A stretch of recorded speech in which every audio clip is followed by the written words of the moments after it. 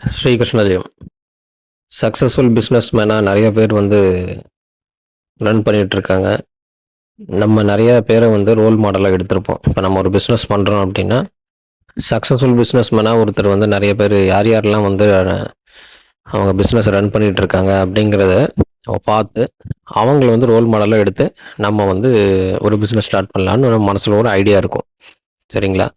அப்படிப்பட்ட அந்த successful business மேனுக்கான ஜாதக அமைப்பு எப்படி இருக்கும், அவங்க ஜாதகத்தில் இந்த கிரகநிலைகள், இந்த பாவம், பாவ கிரக தொடர்பு இதெல்லாம் எப்படி இருக்கும் அப்படிங்கிறத நம்ம பார்க்கலாம். சரிங்களா? ஸோ பிஸ்னஸ், தொழில், வியாபாரம், வேலை இது எல்லாமே நல்லா ஸ்மூத்தாக ரன் ஆகணும் அப்படின்னா நமக்கு இரட்டைப்படை பாவங்கள்னு சொல்லக்கூடிய 2, 4, 6, 10ஆம் பாவங்கள் நல்லாக இருக்கணும். ஸோ இது நல்லா இருந்தது அப்படின்னா எந்த விதத்துலையும் நமக்கு அஃபெக்ட் ஆகிற மாதிரி இல்லை அப்படின்னாவே உங்களுக்கு பொருளாதாரம் சார்ந்த வாழ்க்கை, அதாவது நம்மளுடைய ஒர்க் லைஃப் நல்லா போயிட்டுருக்கும். சரிங்களா? அதில் பிரச்சனை வராது. ஸோ இதில் இதன் மூலமாக நமக்கு கெயின் ஆகணும், நிறைய நம்ம ஒரு சக்ஸஸ்ஃபுல் பிஸ்னஸ் மேன் ஆகணும் அப்படின்னா நமக்கு 9ஆம் பாவம் அப்படின்னு சொல்லக்கூடிய லக்னத்துக்கு உயர்ந்த பாவம், நம்ம லக்னத்துக்கு உயர்ந்த பாவம் அப்படின்னா பாக்கியஸ்தானம் சொல்லக்கூடிய 9ஆம் பாவம். இதுதான் எல்லா விதத்துலையுமே நிறைய பேர் உழைப்பாங்க, நிறைய ஹார்ட் ஒர்க் பண்ணுவாங்க.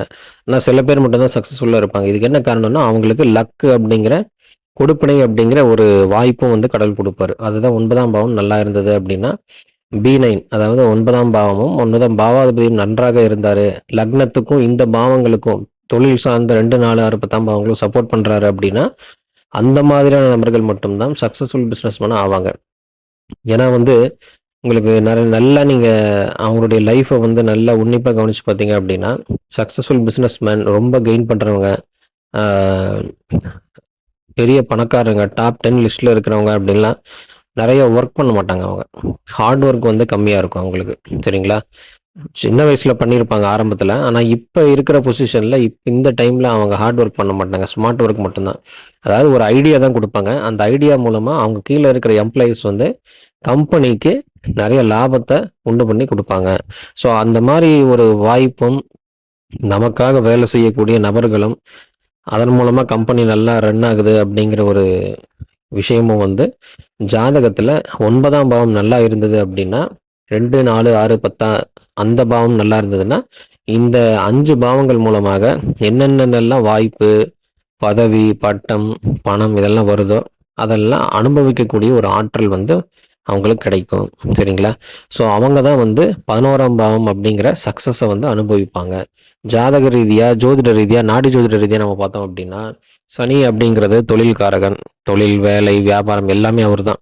ஸோ அந்த சனி பகவானுக்கு புதன், சுக்கிரன், ராகு, சூரியன், குரு இந்த மாதிரியான கிரகங்கள் எந்த அளவுக்கு நல்ல பலமான தொடர்பில், நல்ல தொடர்பில் இருக்கோ ஸோ அவங்களுக்கு தொழில் சார்ந்த விஷயங்கள் நன்றாக இருக்கும் அவங்க ஜாதகத்தில்.